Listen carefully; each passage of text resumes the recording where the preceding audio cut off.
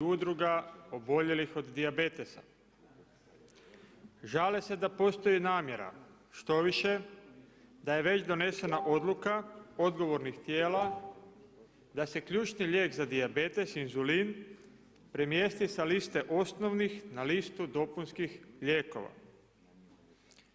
Navodno se to radi na način da se odgovornost prebaci na proizvođače lijekova, iako je glavni krivac HZZO koji drastično smanjuje otkupnu cijenu inzulina. Oboljeli napominju da je dijabetes trajna bolest te da su im potrebni sustavna njega i pomoć. Osobito su zabrinuti roditelji oboljele djece koji smatraju da sa dosadašnjim pristupom je dijete moglo ostati praktički zdravo cijeli život jer im je upravo terapija inzulinom pomagala suzbiti promjene na žilama, bubregu i očima. Brine ih da će po novoj klasifikaciji inzulin morati plaćati u visokim iznosima što mnogi kućni budžeti neće izdržati te će namjeravana odluka dugoročno izazvati razvoj komplikacija kako akutnih tako i kroničnih koje će zahvatiti oči, bubrege i periforne živce, a u konačnici će još povećati troškove HZZO-a, a ne ih smanjiti kako su oni naivno mislili. Oboljele se želi prisiliti da se vrate na uporabu šprica i igli koje se ne koriste već gotovo 3 desetljeća jer se jedino inzulin u bočicama ne bi naplaćivao. Modernije načine primjene inzulina jednostavno si ne bi mogli priuštiti. Važno je napomenuti da i bez povećanja cijena inzulina oboljeli već imaju povećane troškove po pitanju zdravlja, a osobito oboljeli od dijabetesa tipa 2.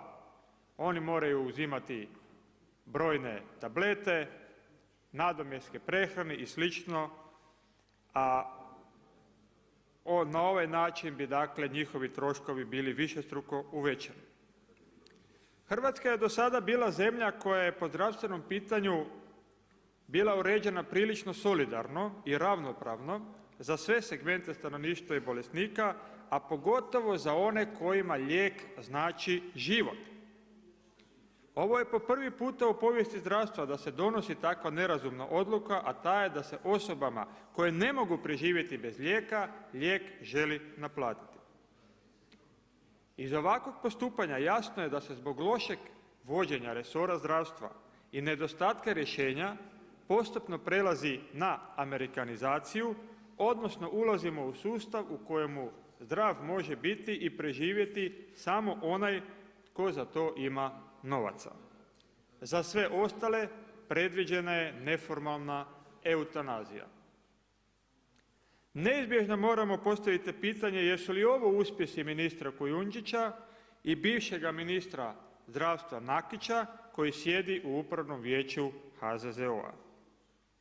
Je li ovo način da se saniraju dugovi zdravstva koji su nastali neracionalnim poslovanjem i političkim kadroviranjem? Zašto dugove koje su napravili političari uvijek ispočetka moraju plaćati građani?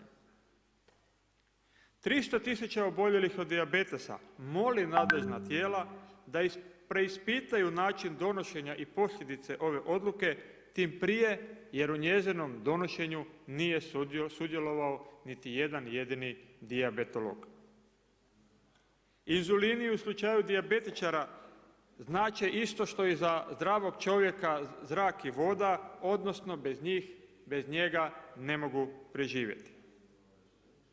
Ovo je pitanje je li Hrvatska država ili je samo duboka država, da ne kažem da je slučajna država. Ako nećemo brinuti za ljudske živote, doista je pitanje čemu onda država služi. Hvala vam lijepa.